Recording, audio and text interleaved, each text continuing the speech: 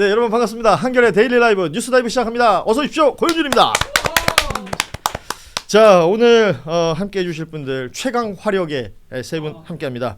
노짱자매 나오셨습니다. 노영희 변호사 나오셨습니다. 안녕하세요. 네, 안녕하세요. 예, 장유미 변호사 함께합니다. 네, 안녕하십니까. 자, 그리고 우리의 JYP 박진영 변호사 함께합니다. 네, 안녕하세요.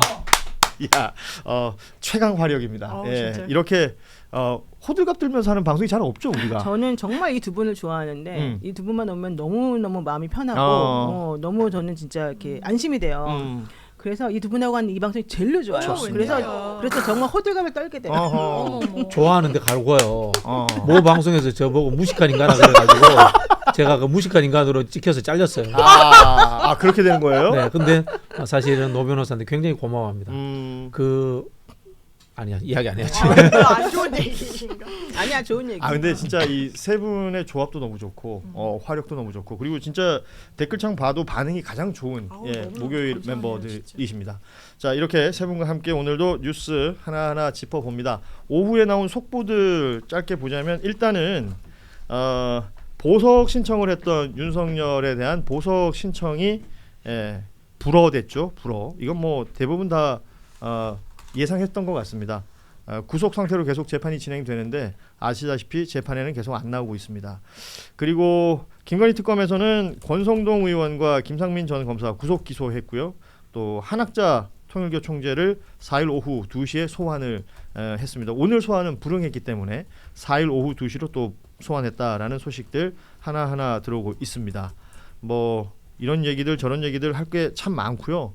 또 어찌 보면 반복적인 뉴스들이 계속 나오고 있습니다만 뉴스를 볼 때마다 기가 막힌 뉴스들이 너무 많아가지고 일단은 21세기 대한민국에서 기미상궁이 웬 말입니까?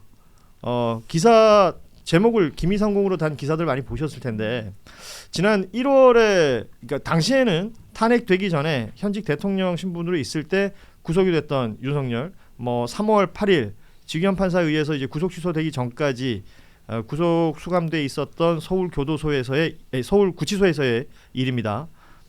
교도관 7명이 전담팀으로 있었다. 뭐 이 얘기는 어제도 했었고 24시간 수발을 들었다라는 얘기를 했었는데 이번에는 경호처가 윤석열이 먹는 음식을 점검하는 이른바 기미상궁 역할을 했다라는 사실도 드러났다는 겁니다.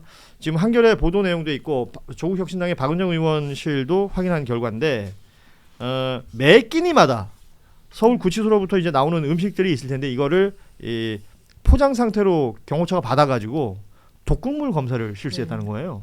근데 그 검사 방법이 웃기지 않아요? 자기네가 먹어봤다는 거. 그러니까 보통은 저기 은수저 꽂는 거 아니에요? 그 사람이 죽어도 된다는 거예요? 영화 그 광해 찍어요? 그러니까 이거 왜 이런 일을 벌였을까? 전 처음에 이제 김미 이야기를 김미 죽은 깨는 도미나 크림 그것도 생각나고. 그 특정 상표를 자꾸 얘기하시면 요즘 없어지지 않았나요? 있어요. 팔아요. 이거 의사 그것도 생각나고 살수 있어요. 의사 처방 있어요. 네, 제가 기미 때문에 알아봤거든요. 그다음에 그 저기 컨트리 코코 음악 중에 김미 그것도 있고 그다음에 그 스웨덴 아바 그룹 중에 김미 댄싱 투나 이런 노래도 있고 그 노래가 그런 노래가 아니었을 텐데요. 음이 조금 더 음이 굉장히 낮네요. 음이 저거 한 옥타브 올라가야 돼요. 이번에 낮게 불러서 그래요. 아바의 노래도 뭐 유명한 노래고 아무튼 그 김미하고 전혀 상관없는. 야 이런 것도 평론해야 돼. 진짜 힘들다 진짜. 그러니까 이걸 평론의 영역 참 진짜 좀 힘든 뉴스이긴 하죠. 네, 그건 있는 거예요. 그러니까 현직 대통령으로 이 구치소에 수감된 첫살인 거예요. 그래서 박근혜 대통령은 탄핵된 이후에 형사 구속 기소가 됐거든요. 이명박 대통령도 이제 전직 대통령 신분이었는데 직위 집행정지는 돼 있었지만 어쨌든 현직 대통령 신분이어서 제가 경호처 관련법을 했더니 보통 매뉴얼에 따르면 이 대통령이 먹는 거에 청결도 조사나 오염도 조사 같은 걸 한다는 그게 이른바 이제 과장하면 기미상궁 이런 건데 이게 과연 교도소에 수감돼 있을 때 유효한 방식이었냐에 대한 물음표는 있는 것 같아요. 기본적으로 이 단체 배식이 이루어지는 부분이고 현직 대통령에 대한 건강이라든지 이런 거 이제 관리하고 하는 건 좋죠. 그 당연히 공무를 해야 하니까. 맞습니다. 그런데 수감 상태라는 건 공무 상황이 아닌 거잖아요. 그렇죠. 직은 그러니까 정지됐으니까요. 죄가 있어서 구속 수감이 돼 있는 사람에게 경호처가 이렇게 뭐 이거 흔히 그냥 우리끼리 하는 말로 쌉 오버한 거 아닙니까 이거. 그러니까 이 상황이 이제서야 노출이 되고 있다는 것도 맞습니다. 저는 이거 짚어야 될 부분이라고 보고요.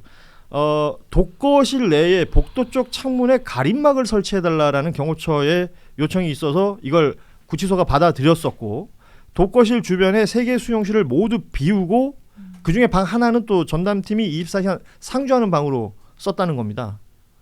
뭐 특혜 하지만 이건 해도 너무한 거 아니에요? 뭐 말 좀 해줘봐요. 그러니까 어떤 분이 그래도 현직 대통령이니까 그 정도 해줘야 되는 거 아니야? 이런 이야기를 하는데요. 교정시설이란 감옥. 네. 그게 뭔가 하면 불편하게 해가지고 정신을 바꿔라. 교정해라. 그래서 감옥에 넣는 거예요. 그럴 거면 뭐하러 교정시설에 넣어요. 열심히 뛰어다니고 푹신푹신한 침대에 자고 자기 멋대로 외부 사람들을 만날 수 있고 그렇게 그냥 놔두지. 예. 교정시설은 불편하게 해서 정신 차리게 하는 거예요. 그리고 상대적으로 지금 뭐 대부분의 구치소가 그렇지만 서울구치소는 유독 또 과민 현상이 심하다는 거 아닙니까? 근데 여기에 방 3개나 이제 비워야 되면 다른 그 수용자들의 어떤 이익을 침해하는 것이기도 하잖아요. 그런 부분이 있죠. 왜냐하면 동부구치소에 더 막 있으려고 하고 막 이런 사람들이 있어요. 그게 그나마 쾌적하고 넓어서 그렇거든요. 그러니까 윤석열 씨가 입감됨으로 인해서 더 과밀하는 과도하게 됐다라고 보는 게 지금 기사를 보면은 좀 객관적으로 확인되는 거죠. 그러니까 이제 김현우 서울구치소장이 있었던 시절에는 있을만 했던 거야. 얼마 전에 왜 그 뭐 1.8평에 뭐 서바이벌하기 힘들다라고 얘기했던 건 구치소장 바뀌고 나서 힘들다라는 얘기로 들려요. 이렇게 되면. 그러니까 특혜가 있을 때는 괜찮은데 특혜가 없어지니까 힘들다. 그 확인할 게 있습니다. 윤석열이 헌법재판소에서 탄핵이 인용된 시점부터 윤석열에 대한 대우가 과거와 달라졌는지 아니면 김현우 구치소장이 인사조치돼서 바뀐 이후부터 달라졌는지 요거 확인해야 됩니다. 그렇죠. 김현우 구치소장의 전후로 달라졌다면은 김현우 구치소장의 직권 남용 또는 구치소 관련 법규나 규칙 위반 이런 것들 의심해 볼 필요가 있습니다. 사실은 뭐 최근에 이제 특검이 추가 기소했을 때 1차 공판이고 그날 보석신문이 있어서 나왔던 날 있잖아요. 살이 쏙 빠지고 뭐 머리도 자르고 나왔던 그날. 그러니까 다들 이제 살 빠졌다. 뭐 그런 얘기를 했었는데 그게 결국은 구치소장이 바뀐 이유잖아요. 그리고 그 전 상황을 우리가 조금이나마 간접적으로만 알 수 있는 건 뭐냐면 그 의원들이 가서 열람했던 CCTV 있지 않습니까? 그 속옷 입고 난동 부린 날. 그때는 그렇지 않았었던 거 아니에요. 살이 그렇게까지 빠지진 않았던 거 아닙니까? 그래서 지금 다들 의심하는 게 그거예요. 지금 이런 상황이었으면 그때 술 안 들어갔겠냐. 핸드폰까지 반입이 될 정도고 그러니까. 사실상 완전히 치해법권이었는데 그러면 그것도 점검을 해야 돼요. 왜냐면 일지도 쓰지 않았고 24시간 이 8명이 생계조로 나눠가지고 다 어떻게 보면 지원을 하고 있었다고 하는데 흔적도 안 남기고 있으니까 들여다볼 지점은 상당히 많은 거죠. 지금 하물며 광해군하고 연산군도 일지를 썼어요. 그럼요. 일지를 안 썼다는 것은 행적이 불법적일 가능성이 높다라는 거고 거기에서 제일 의심되는 것은 뭐 음식을 뭐 특별하게 술을 먹었다 이런 것도 있지만은 저는 핸드폰이라고 봐요. 강희무 부속실장이 왔을 때 핸드폰 썼다고 했잖아요. 그리고 여기 도와주는 직원들이 있었다 그랬잖아요. 그런 직원들 핸드폰 같은 경우를 마음대로 썼다. 그 영화 같은데 감옥에서 핸드폰 쓰는 거 나오잖아요. 그러면은 대법관들한테 전화하고 뭐 어디 밖에다가 검찰청에 전화하고 자기 수족들한테 전화했을 가능성 있지 않나. 이걸 의심이 되는 거예요. 우리 노영민 변호사는 왜 한마디도 안 하시죠?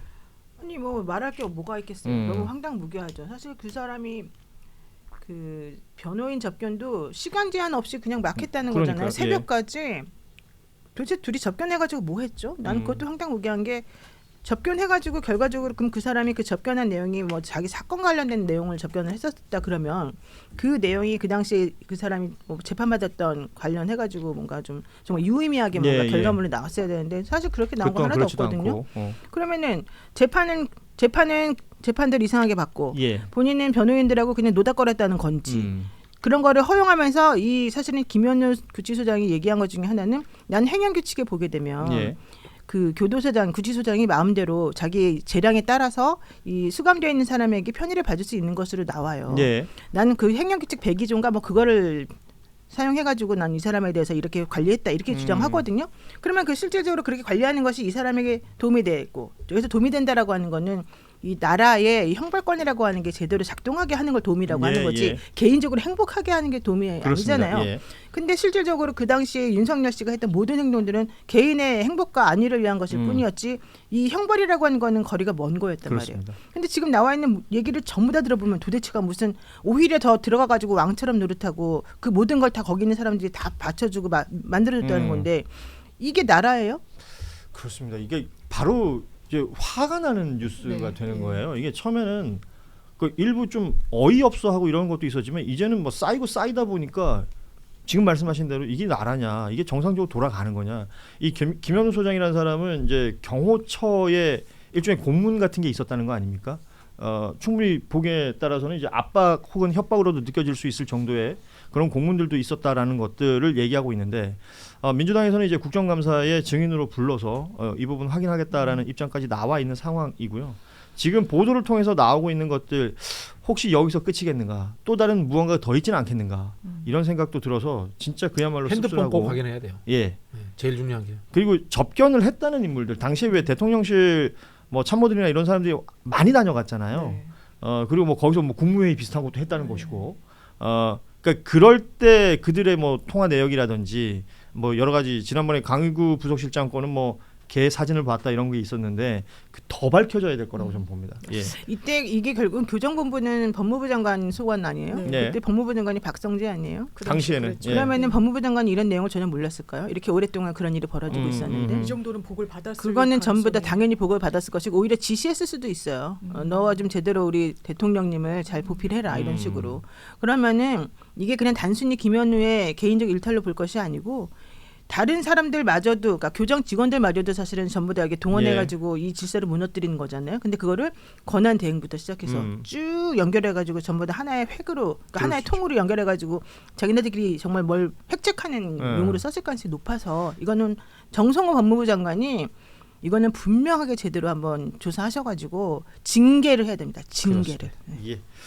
자 그리고 김건희 씨 관련된 뉴스는 뭐 연일 나오는 뉴스들이 있는데 그 기억들 하시겠지만 2023년 7월에 리투아니아 갔을 때 명품 매장 뭐 쇼핑에서 논란이 된 바가 있었습니다. 그리고 그때 찍혔던 무슨 길거리 이렇게 확 걸어가는 사진 이런 것들도 화제가 되곤 했었는데 이번에 그 경호처 관계자를 조사하는 과정에서 당시 김건희 씨가 리투아니아에서 배우자 프로그램에 참석하는 일정이 있었는데 이걸 취소하고 그 시간에 명품 매장에 있는 시가지에 갔다라는 진술을 확보했다는 겁니다.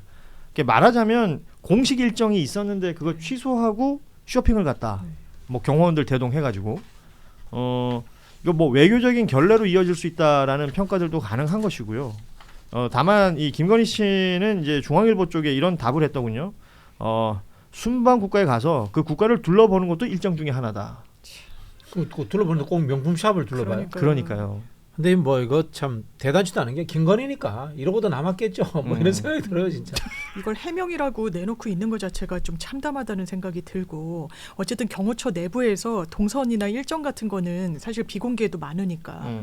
그런데 경호처 내부자가 이야기한 거예요. 원래 공식 일정이 있었고 배우자 세션이 있어서 거길 갔어야 되는데 왜냐면 이게 나토 또 순방 때거든요. 근데 그렇죠. 거기를 안 가고 명품샵 가서는 그래서 그 당시 때 대통령실에서 해명을 내놓은 게 있었어요. 예.